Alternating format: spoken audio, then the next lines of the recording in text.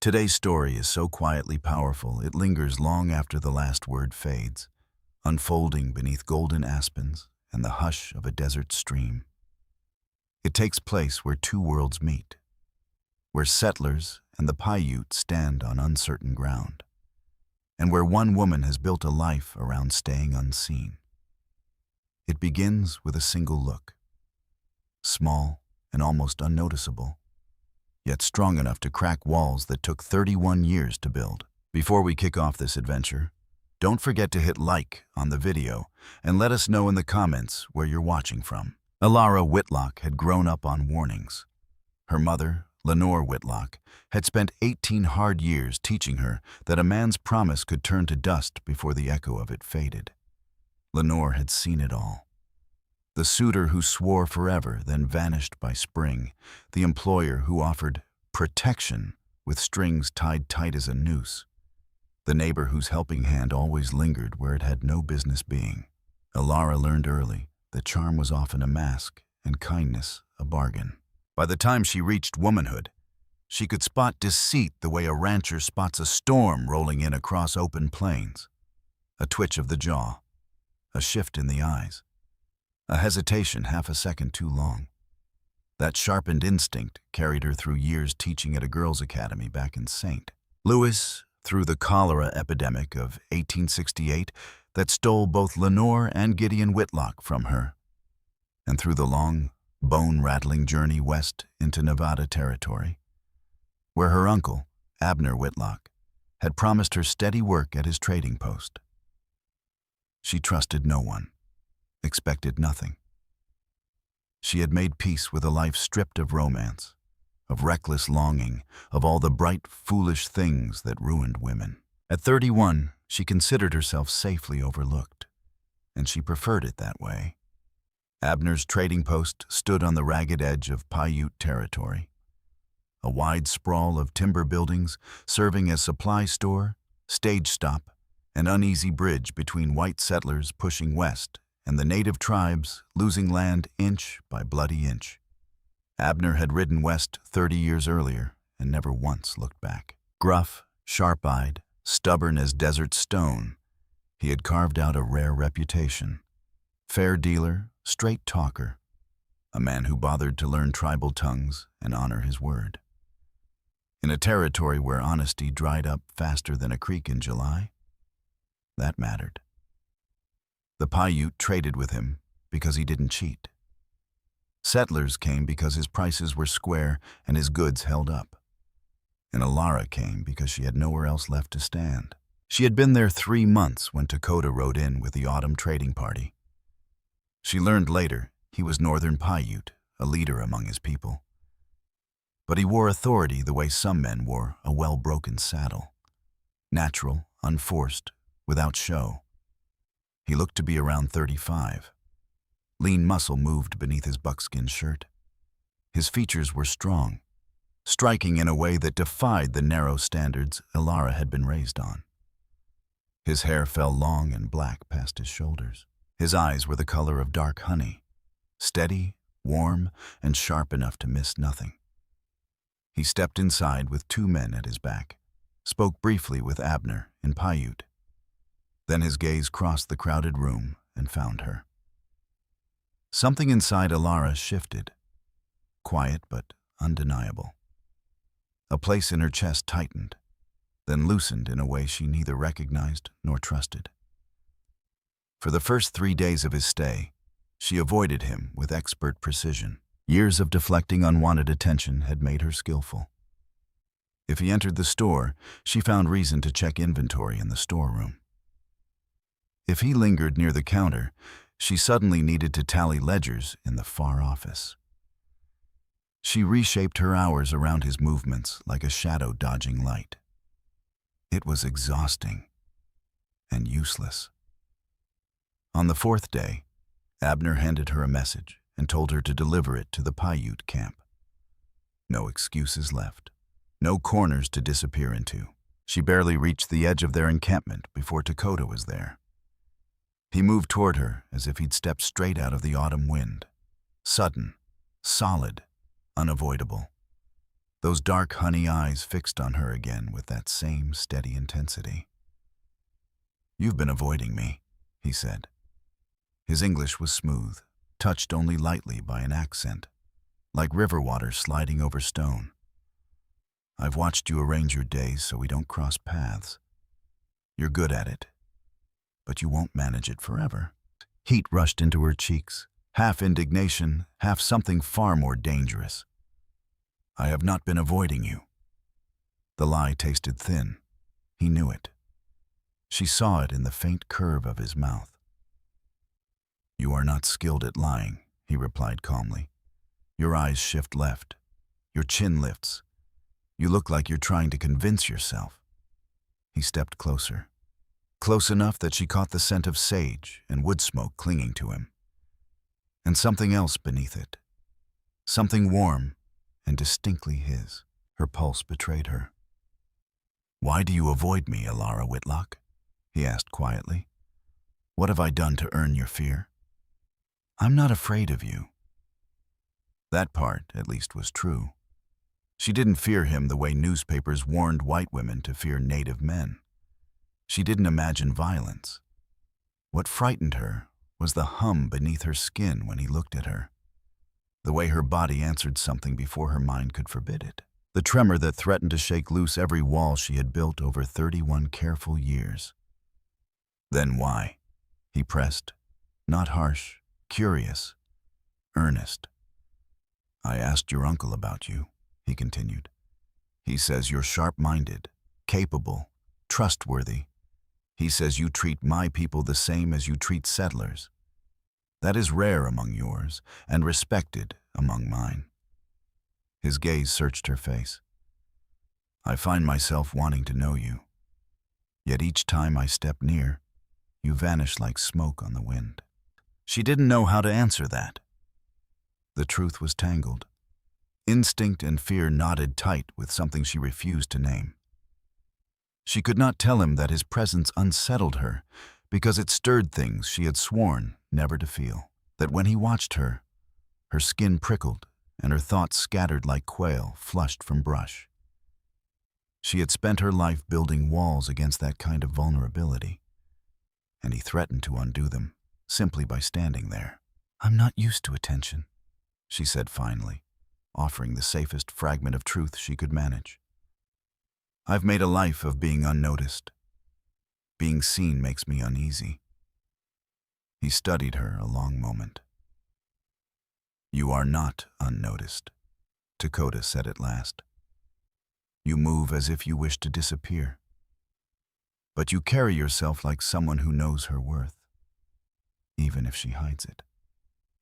You speak to my people as equals. That tells me you do not share the contempt many settlers do. And your eyes?" His voice softened slightly.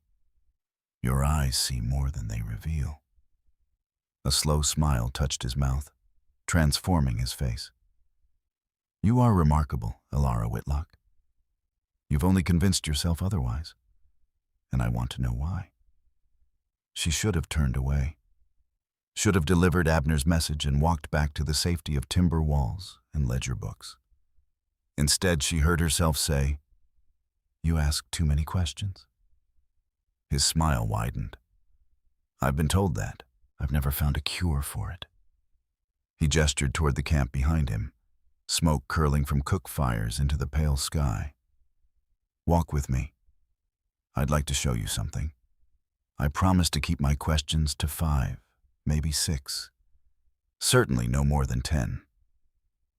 She should have told him no. Every hard-earned instinct inside her shouted to turn back. Yet her boots were already moving, carrying Alara Whitlock into the Paiute camp beside Takoda, as if her body had chosen a road her mind hadn't approved. He guided her between the tippies, past low cook fires and the laughter of children. Zarya glanced up from where she sat with Keon near the flames, curiosity flickering in her eyes. The scent of smoke and sage hung in the cooling air as they walked toward the edge of camp, where a narrow stream curved through a stand of aspens, turned bright gold by autumn. Takoda stopped near the water and faced her. The easy warmth in his expression faded into something steady, deliberate. "I brought you here so we could speak without an audience," he said. "Abner Whitlock, my people. Traders like Calder Wren. They all carry opinions about what should happen between a white woman and a Paiute man. None of those opinions belong to me." He lifted a hand gently when she drew breath to object. "I'm not asking anything from you. I only mean to explain why I've watched you. Why my presence unsettled you. Why you've shaped your days to avoid mine." Alara stood still, heart pounding hard enough to echo in her ears. Fear twisted inside her. Fear of what he might confess, and fear of never hearing it. "The first time I saw you," Takoda continued, his voice low and roughened by something deeper than conversation, "you were behind your uncle's counter. You were helping Sorella choose cloth for a dress. You didn't know I was there." Alara's breath caught. "You showed her every pattern," he said. "Held the fabric up against her skin to see which color would suit her. And when she came up short on payment, you covered the rest without a word. You didn't tell her. Didn't let anyone see it. You did it because it was right." She remembered. She had thought nothing of it.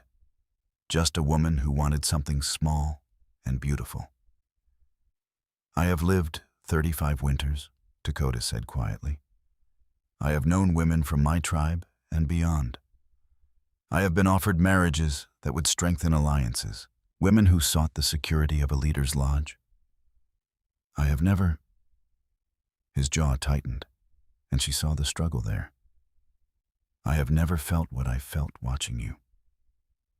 It was as if something opened inside my chest. A door I did not know was there. And it has not closed since." The hush between them was broken only by the stream, slipping over stone and wind stirring aspen leaves. Elara felt something inside her shift in answer. Something she had locked away years ago. "I don't know what I'm meant to do with that," she whispered. "Neither do I," he admitted. And the honesty in his voice struck harder than any practiced charm. "But I could not let you keep avoiding me without telling you why I've watched. You deserve the choice." He stepped back, putting space between them.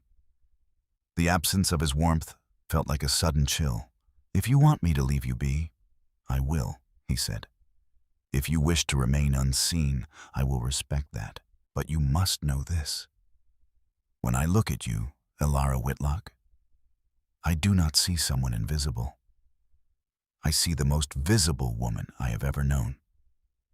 Then he turned and walked away. She stood by the stream long after he disappeared between the teepees, her certainty in ruins. For the first time in her life, being seen felt terrifying and intoxicating. The days that followed were unbearable. His words replayed in her mind without mercy. She tried to rebuild the walls she had relied on for 3 decades. Tried to convince herself nothing had changed. That she was still the woman who wanted no part of passion, no part of risk. But the walls cracked. "You are remarkable. You are the most visible woman I have ever seen." She began noticing what she had once ignored. The way Takoda carried himself through the trading post. Calm, grounded, commanding space without demanding it. The cadence of his native tongue when he spoke with Nakoa, musical and rich, drawing her ear even when she could not grasp the meaning. The way his gaze would find her across a crowded room, not staring, not claiming, simply acknowledging her presence, as if to remind her she could not disappear from him. She felt him constantly, like heat at her back. The breaking point came with the first bite of winter wind. Snow threatened the horizon, and the trading post filled with settlers and Paiute alike for one of Abner's gatherings. A mix of commerce and uneasy fellowship. Orlin Creed sawed away at his fiddle, badly but enthusiastically. Bram Cutter and a handful of younger folks had started dancing, blending steps from both cultures into something awkward, yet strangely fitting.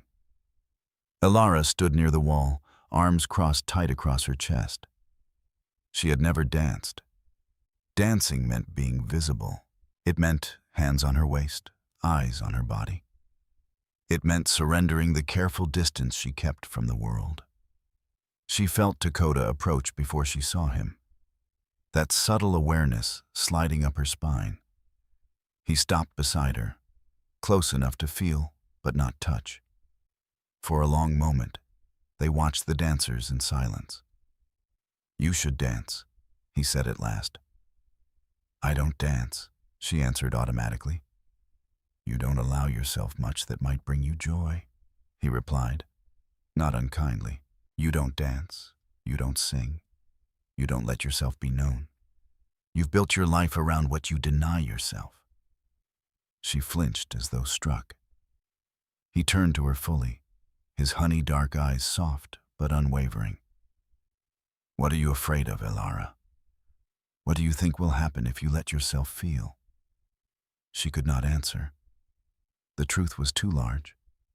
She was afraid of longing, afraid of rejection, afraid of doors that could never be shut once opened, afraid of him, and of the wildfire he stirred inside her every time he drew near. She feared herself most of all, feared the woman she might become if she stopped shrinking and allowed the world to truly see her. "Dance with me," Takoda said. It wasn't a question. It was an offering. A hand stretched across the distance she had spent years carefully maintaining. "I told you I don't dance." "I heard you."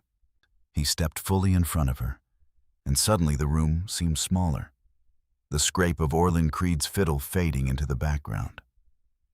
The world narrowed until it held only the two of them and the quiet thunder building between them. "I'm asking you anyway.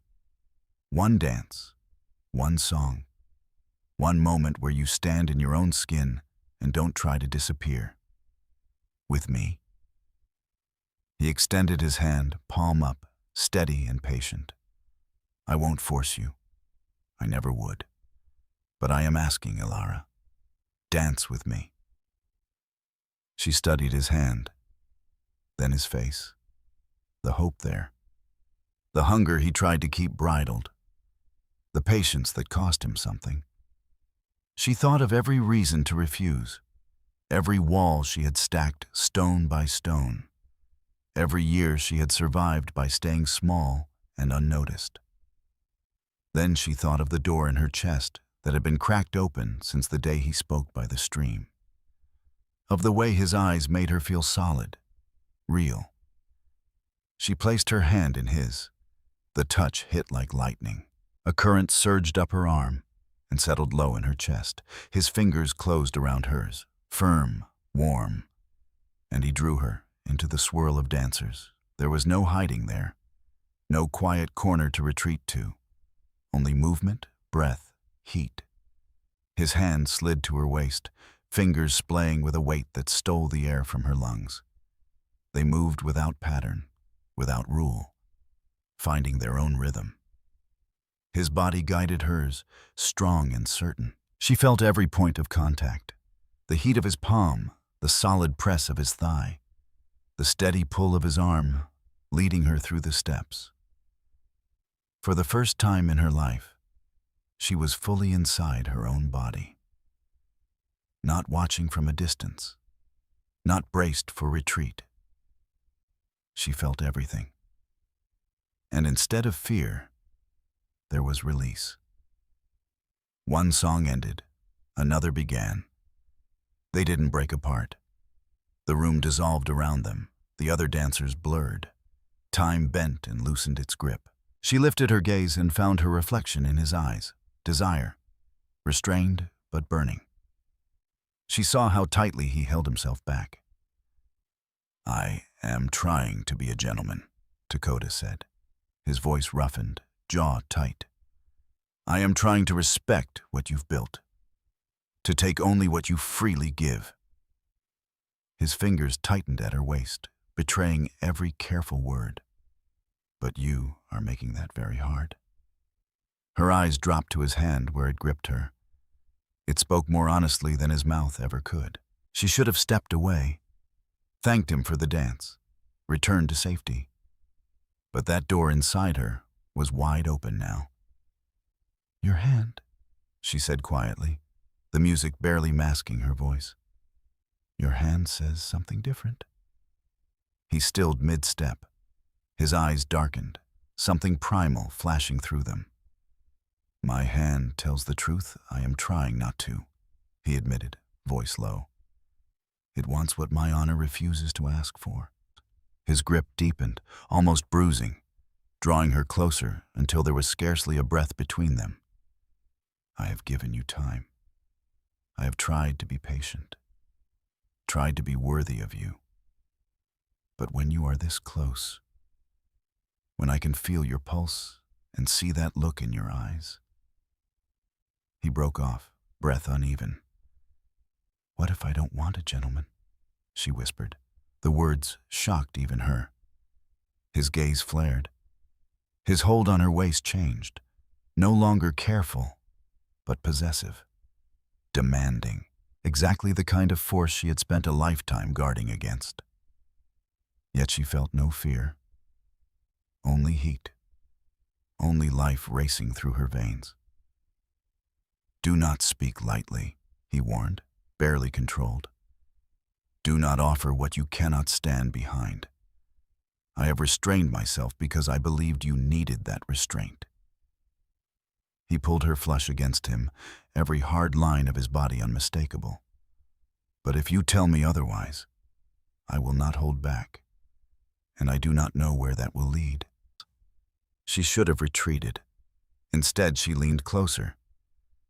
"I'm tired of being protected from everything," Alara said. The words felt like a key turning in a long rusted lock. "I'm tired of being safe. I'm tired of walls that keep out what I might actually want." She pressed fully against him, felt the snap of his control like a wire drawn too tight. "Your hand already told me," she breathed. "So stop pretending." The sound that left him was half growl, half groan, low and vibrating. His hand slid lower along her back, anchoring her to him with unmistakable intent. His other hand rose to her face, fingers cupping her jaw, tilting her toward him. His voice was raw when he spoke. "Not here. Not for them to watch. You deserve more than a spectacle." He guided her toward the door, shielding her from curious eyes with his body. "Come with me," he murmured. "Let me show you." She went, out into the sharp autumn night, cold wind biting her cheeks while her skin burned everywhere he had touched. Her heart pounded, not just with fear, but with something fiercer. He led her to a small storage cabin at the edge of the compound. Inside, moonlight spilled through a narrow window, silvering the rough boards. The door shut. And then he was on her. His mouth claimed hers without hesitation, matching the promise his hands had made all evening. The kiss was nothing like the shy exchanges of her youth. It was deep, intent, a declaration. His hands moved over her waist, her back, her hips, drawing her against him with a hunger that should have frightened her. But instead, steadied her, confirmed her, told her she was wanted beyond restraint. She answered him with equal fire, fingers tangling in his shirt, holding him as fiercely as he held her. Her fingers twisted into his shirt, knuckles tight, pulling him as fiercely as he held her. She met his hunger with her own, pressing closer, refusing to be the only one undone. Takoda drew back just enough to look at her. His breathing was rough, chest rising and falling hard, his eyes dark as a storm rolling over the plains. "I've thought about this," he said, voice thick with restraint finally snapping. "Every night since the day I saw you at that counter, I imagined how you would fit in my arms. What sound you'd make if I touched you the way I wanted to. The look on your face when you stopped mouth holding yourself together." His hand traveled up along her side, tracing the curve of her body through the fabric of her dress. The slow path of his palm sent a tremor through her. I tried to be patient, tried to be respectful, tried to be the kind of man you wouldn't fear. His fingers brushed her throat, settling there. Not tight, not threatening, but unmistakably claiming. But you told me to stop trying. Then don't, Alara whispered, breath unsteady. Show me.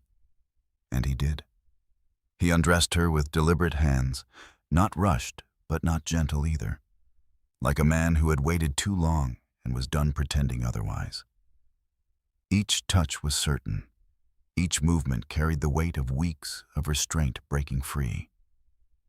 He laid her down on a stack of rough blankets in the corner, moonlight spilling over her skin. Then he bent over her as though she were something sacred and fierce at once.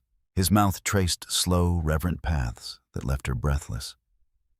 His hands explored without hesitation, learning her reactions, drawing from her responses she had never known lived inside her. She gasped, trembled, clutched at him. The sensations rose sharp and wild, sweeping away thought. He held her firmly through it all, his grip steady, possessive, exactly what she had dared him to be. When he finally joined with her, she understood his warning about not being ready.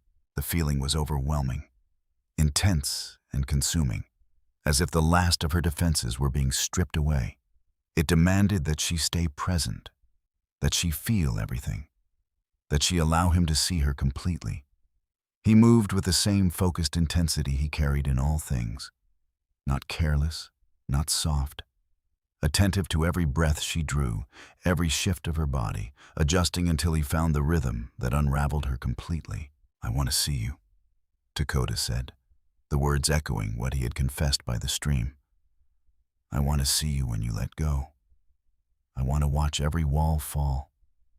I want to be the one who shows you what you've denied yourself. And she let go. The release tore through her like summer lightning over open land, sudden, brilliant, irreversible. She shattered against him, no longer the woman who hid behind distance and caution. He followed her moments later, a deep sound breaking from his chest as he held her tight.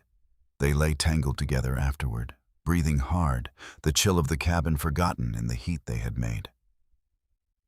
Your hand? She murmured once she found her voice.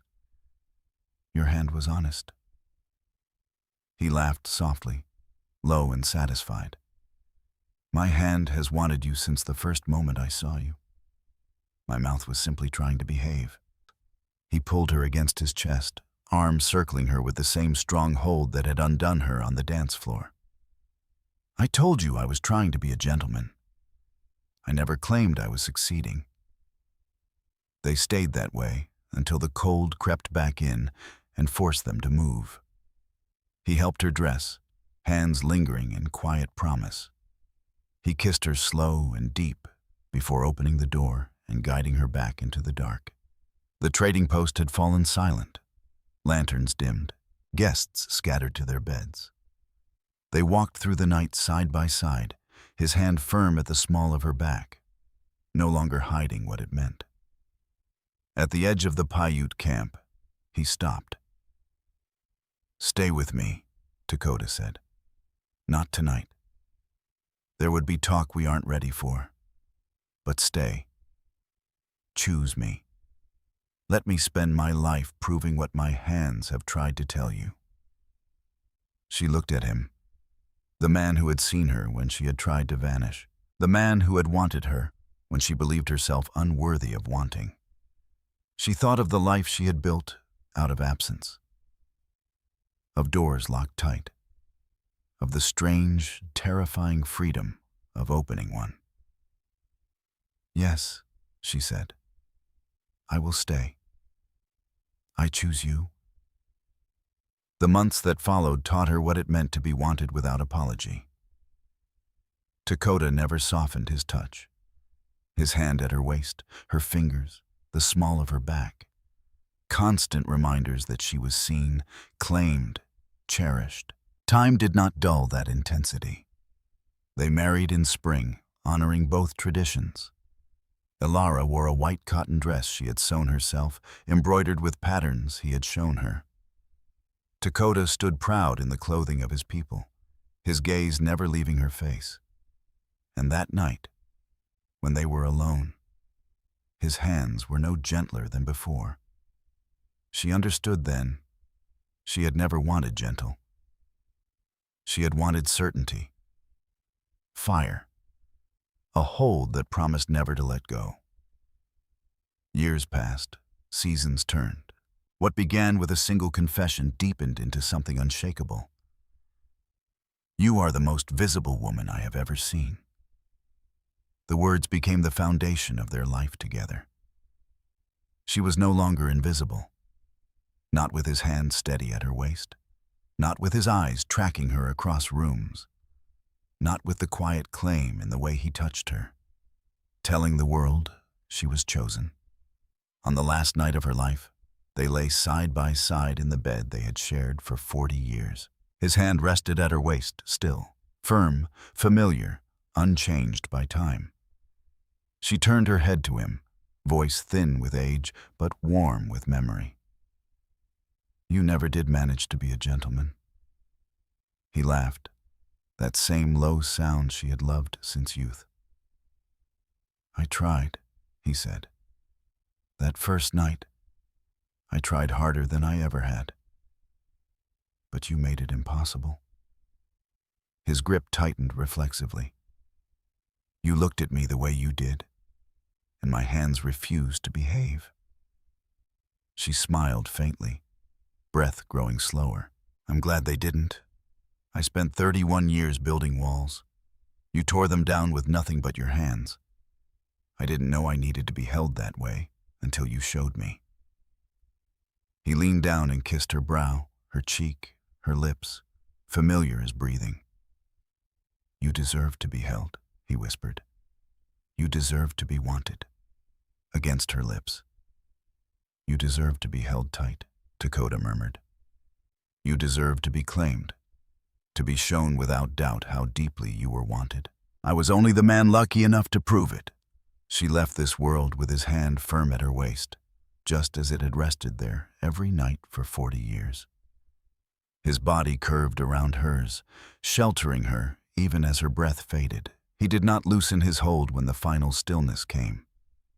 He kept her close long after her spirit had gone, because holding her had become as natural as breathing, and letting go felt impossible. They laid Alara Whitlock to rest on a hill that overlooked the land they had carved into a home together.